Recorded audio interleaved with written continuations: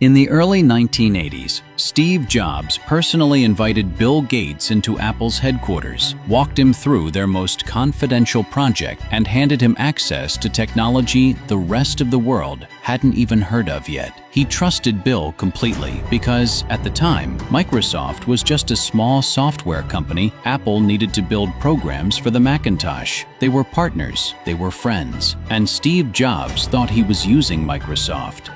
He wasn't. While Gates sat in those meetings, taking notes, asking questions, and studying every detail of Apple's graphical interface, the thing that made computers visual, clickable, and human, his team was quietly building their own version of it. 2 years later, in 1985, Microsoft launched Windows. It looked familiar. It felt familiar, because it essentially was familiar. Jobs was furious. He called Gates directly and accused him of theft. Gates didn't flinch. His response was cold, calculated, and legendary. He told Steve that it was less like Apple catching Microsoft stealing and more like two people stealing from the same neighbor, because they'd both been inspired by Xerox's research lab years earlier, and nobody had clean hands in this story. What followed was one of the longest, most expensive legal wars in tech history. Apple sued. Microsoft fought back. The courts ultimately sided with Microsoft.